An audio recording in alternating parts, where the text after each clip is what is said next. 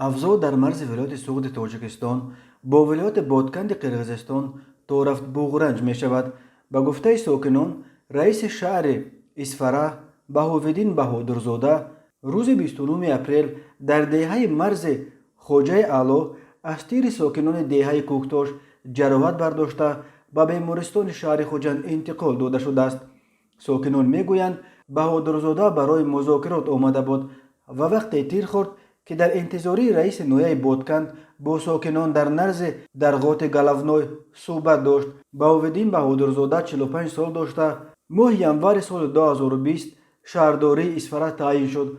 ساکنان چارکو به سامانه بامداد خبر دادند که در مناقشه های روز 29 اپریل در مرز اسفره با ناحیه بادکند دست کم 3 نفر از جانب تاجیکستان از تیر سلاح آتشفشان به هلاکت رسیده، دهها نفر جراحت برداشتند. خبر هلاکت شهروندان تاجیکستان تا حال رسما نشر نشده است، ولی یکی از همصحبتان بامداد گفت روز 29 اپریل از جمله بختاور محمودوف سال تولدش 1991 ساکن جماعت سرخ در جریان مناقشه در موضع دشت در مرز جماعت سرخ با قرغیزستان از قفس سینه‌اش تیر خورده در بیمارستان جان داده است. از بختاور یک فرزند یتیم ماند.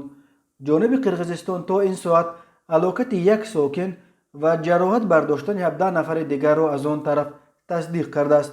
در سر درگات گلفنوی در کنار دهه خواجه اعلی جماعت چارکو آغاز یافته به تیرپرانی ها در مرز با محله سامانیان جماعت چارکو و بستن راه جماعت واروخ پیچید. نیمه دوم روز بنا به اطلاع والی ولایت بادکند اموربک سوانالیف تیرپرانی ها در مرز ناحیه باباجان غفوروف تاجیکستان و لیلک قرغیزستان نیز مشاهده شدند.